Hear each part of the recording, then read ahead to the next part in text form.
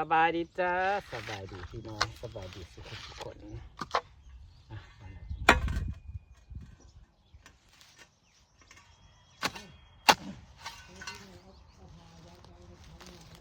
เมื่อนี้เราสิปลูกต้นไม้เราได้ต้นไม้มาหลายอย่างพี่น้อง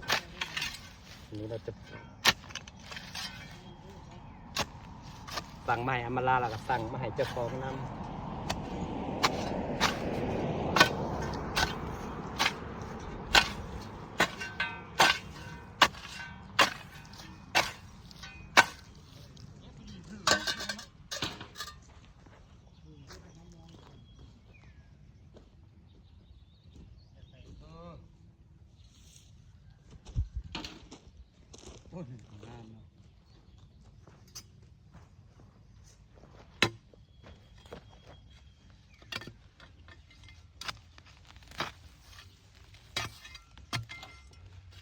กรายสุขใจสุขกรายสุขปันนะพี่น้องห้าหมักปลูกห้าหมักอยู่ในต้นไม้ก็สุกอยู่ในต้นไม้นี่ละจ้า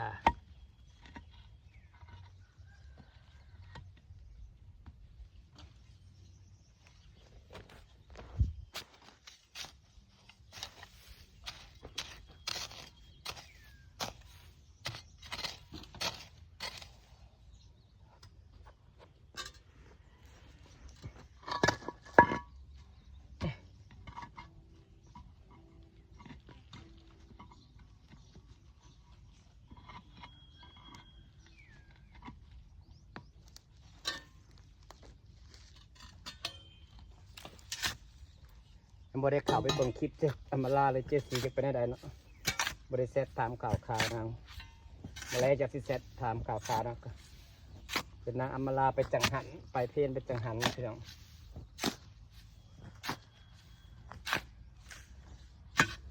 เขาวัดเข้าวาเป็นยังไงบ้างค่าบึงไอ้ขุดคลองเสไก่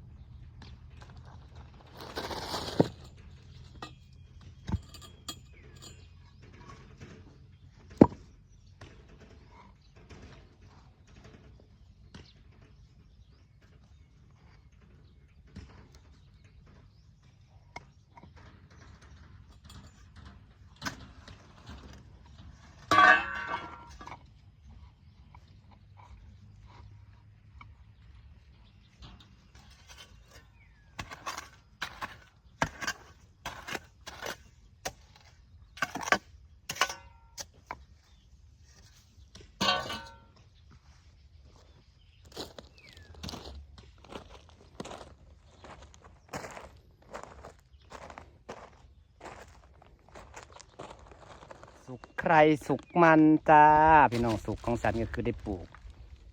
ต้นมานี่แหละจ้าสุขความข่อยก็คือได้ปลูกต้นไม้นี่แหละจ้าพี่น้องจ้านี่ก็คือต้นสนนั่นเองเขาสามารถปลูกพี่น้องปลูกต้นสน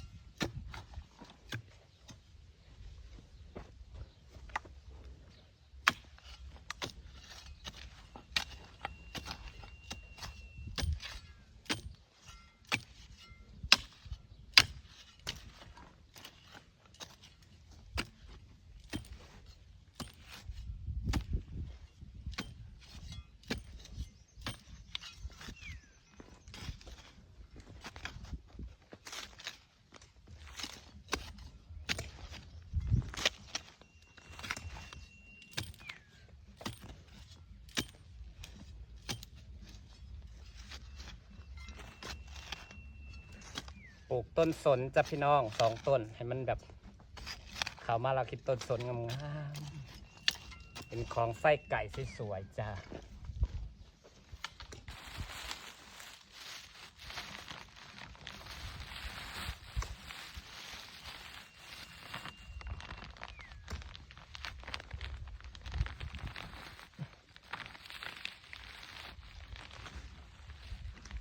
เป็นสีแตกๆแทะ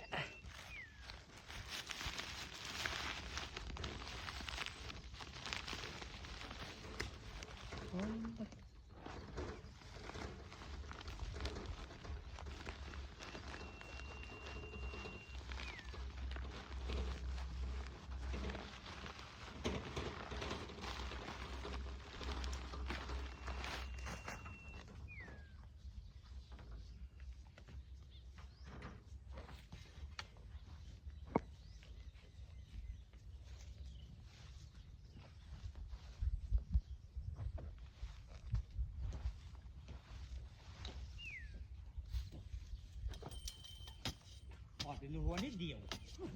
มึงสุดมันอ่ะ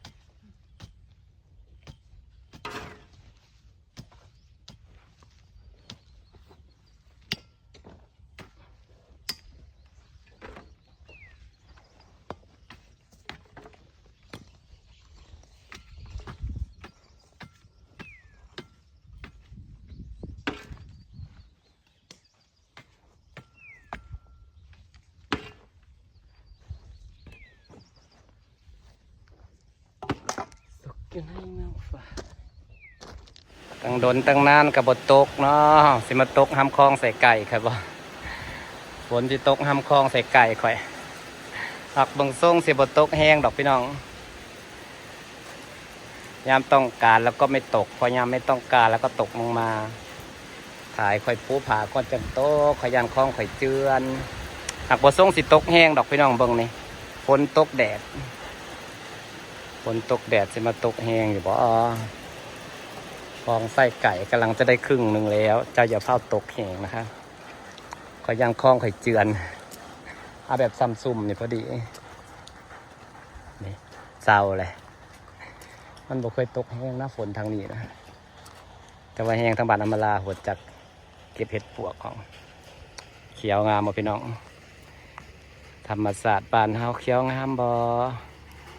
รอคลองใส่ไก่แล้วอย่างสวยงามขุดรอคลองใส่ไก่แล้วอย่างสวยงามพี่น้องเอ้ยนี่จากบรรยากาศสะสมบรรยากาศเขียวๆงามๆเฮากะขุดคลองใส่ไก่ก็ดีเลยพี่น้อง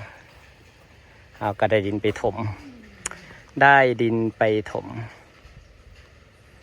บ่อนที่มันต่ำแล้วก็สิถมมันเพียงสำคัญให้มันเทินสำคัญหนึ่งนี่พี่น้องสีงามจ้ะคลองใส่ไก่ก็จะอยู่น้ำตลอดพี่น้องฝนตกมาก็มีความเขียวชุ่มฉ่ำ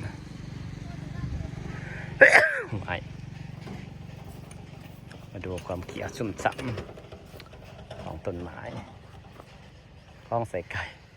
ฝนตกพอกระเทินตกไก่บ่ต้องว่าสิตกแห้งเลยคลองใส่ไก่ข่อยกำลังเป็นลูกเป็นหลานจะตกลงมาแห้งเถอะนี่กำลังงามเลขเก้าแห่งเลขเก้า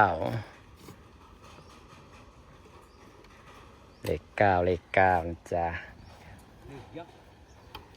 เก้ายักษ์ใครเคยเห็นเลขเก้าตัวใหญ่เท่านี้ไม่เอ่ย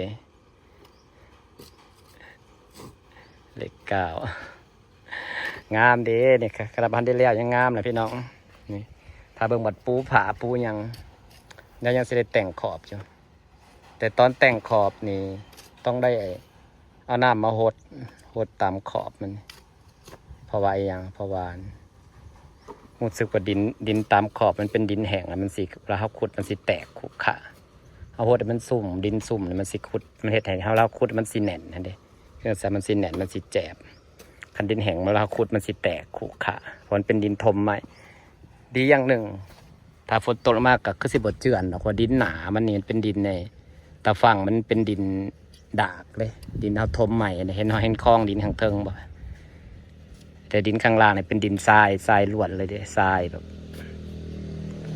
ก ก็ยังดีมีดินหนาเป็นดินดากอยู่คอเขากับสิบเจือนผาเขากระซังมาแล้วเรียบร้อยพี่น้องจ้า2 กอ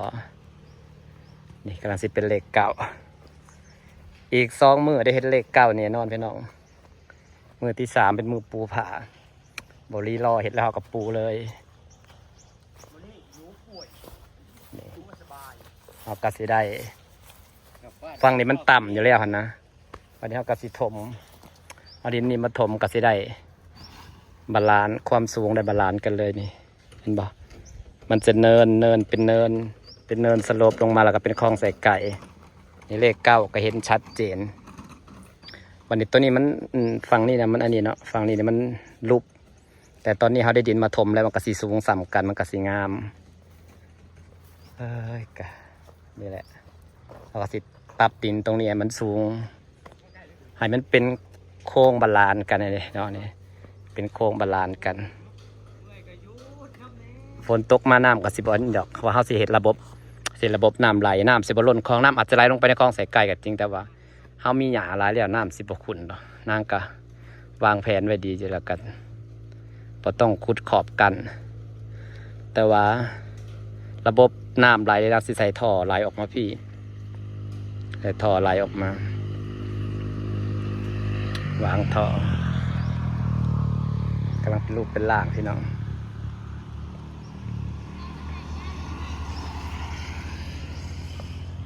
เป็นรูปเป็นร่างจ้านี่ค่ะอากาศทันกำลังงาม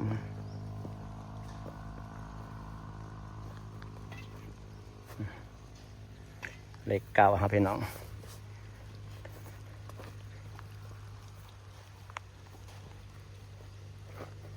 เลข9ฝากบรรยากาศไว้สักนิดเดียวจ้าพี่น้องจ้าขอบคุณทุกคนที่ให้กำลังใจนะจ้า